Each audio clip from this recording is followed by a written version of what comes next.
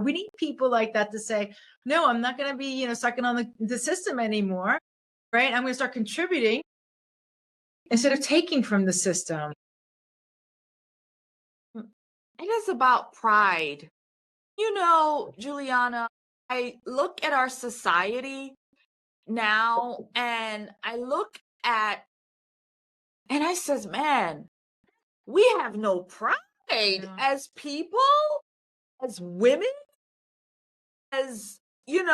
we have no pride in ourselves, no pride in our country, no pride in anything. We just throw on in whatever, and we go to the market with our handbags and our pajamas, and the men, their butts hanging out. Everybody's in flip flops and socks. When I tell you that irks me, I can't. Flip flops and socks.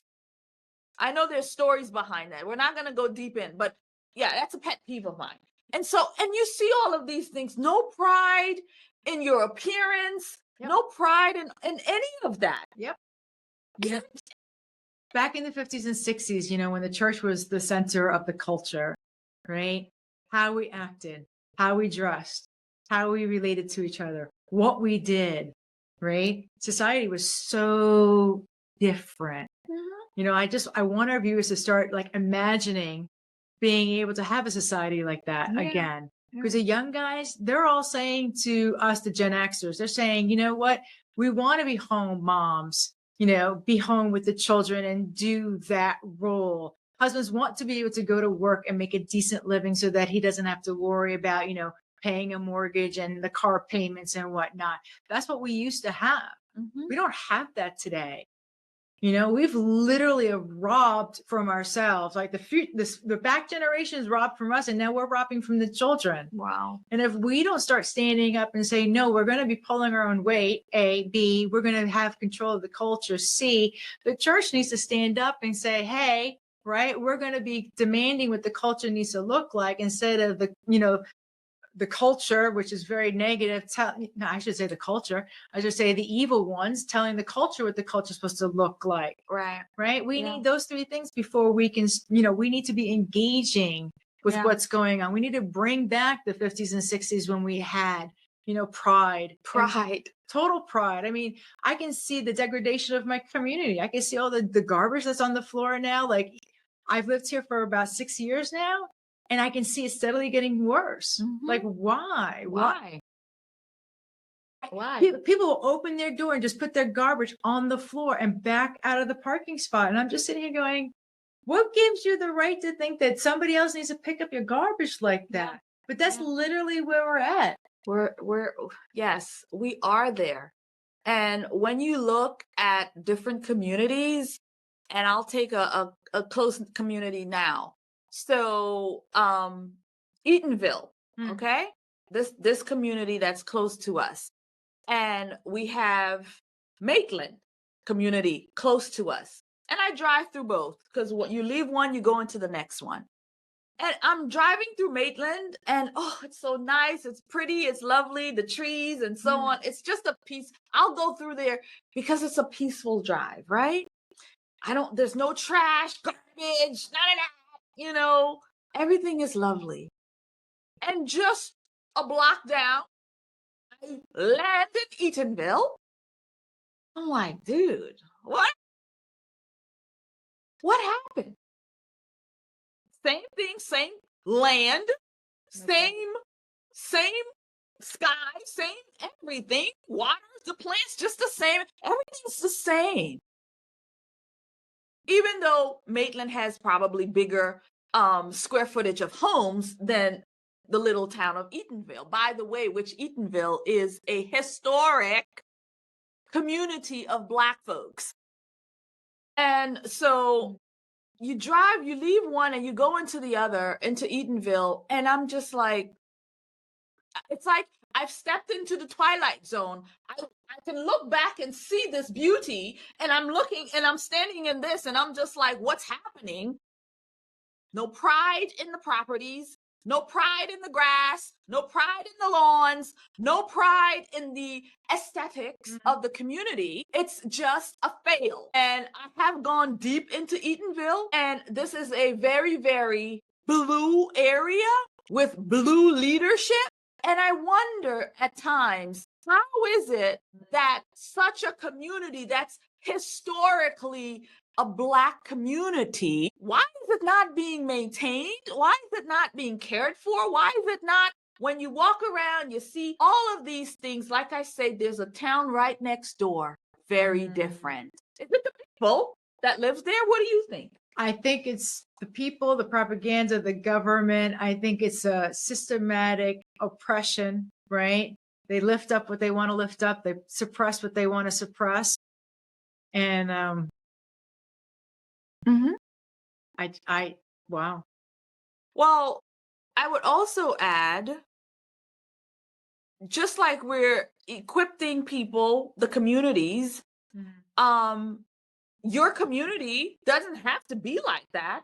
We, the people in the community, we are able to put hands to work. That's right. To fix our community, to make sure, even though we have a nice little small town, okay, for example, we have other smaller towns. Let's look at College Park, for instance, or we can look at I'm thinking College Park. Hippie. You know, it has. Yeah. But again, the people come together. They have their own vibe. They have their own culture. They have their own thing. So the culture in Eatonville is different than the culture over there. Yeah, it is. And when you look at even little towns like Belle Isles or, other towns, the community, it's not the government, really. It is the people in the community taking pride in, getting involved in the community, knowing all about the laws that's coming to play. They are very much involved. They're not saying we're leaving it to the government to deal with our business. We are in this engaged in our community. We're not going to let, anything, we're not going to let it fall to the side. We see this needs to be repaired, community.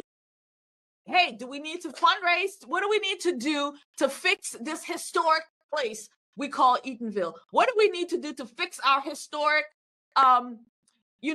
city council building? What do we need to do? We gonna wait for Maxwell Frost to bring us some money? No. We're not waiting on him. We're waiting on we, the community, to come together to fix it. And I bring Eatonville up and I bring Maxwell Frost up because he is the congressman of Eatonville. So, when I had the lab, my kids all smoked, right? Not cigarettes. And I asked them, all of you smoke. What's up with that? And they were like, music. And they all started playing it's in the rap music. That's what we listen to. It's just become so normalized in the culture. I mean, I just want to say, to all of our, Black friends that are following us, LBJ went after the Black community. I would recommend that everybody see Uncle Tom 2. Uncle Tom 2, the movie, was fantastic. Uncle Tom 1 was good too, but Uncle Tom 2 was even better. I can't even believe I'm going to say that because the sequels are never better, but this one was, oh, wow. But what he spoke about was back in the 1920s, they had the Black Wall Street and, what happened to Black Wall Street and then what happened to the Black community through the decades and how beautiful the communities were in the 50s and 60s. And then how LBJ came about, right? And how he was destroying literally coming after the Black family, after the Black communities. Yeah. Right. Because the white communities were a mess. Right. My grandparents came here from Italy and my other set of grandparents came from Germany, literally off the boat. Right. So we were having our own issues, our own hoods. But the Black neighborhoods, on the other hand, the church was the center of everything that they did. So the government came after the community. Then come 1970s when they took away all the, pride, made in America, no more, made in, the USA, no more. all the rah, rah, rah, they started pulling back on them. They started changing the culture and what we were looking at. And now we got to the point where, rap music is helping our teenagers think that, smoking marijuana is just normal and they should just be doing that. Yeah. And I just want to say, I have Black in my history. So even though my skin is very white, but I want to say to all of my Black friends, I just want to go, what happened? Right? People say, oh, slavery, slavery, slavery. I'm like, no, what happened to Black Wall Street? What happened to your beautiful families? Like, my family came into a crazy neighborhood. I mean, the drug house was across the street from my house. You know what I'm saying? But the Black community once upon a time was so beautiful. How do we get to the point now we've got an Eatonville? Like, I don't understand that. Because everything that happened to you guys trickled down and it still impacted me because it really wasn't about skin color more than it was, the community, the cohesiveness, the family is so important. Because if you have self-government, this is what Pastor Paul Blair talks about. If you've got self-government, well done. You got family government nice intact. You got your church government nice intact. Your big government should be small. Because you're taking care of yourself, your family, your church, and these are just for the rules and whatnot. But we lost that. We're not governing ourselves.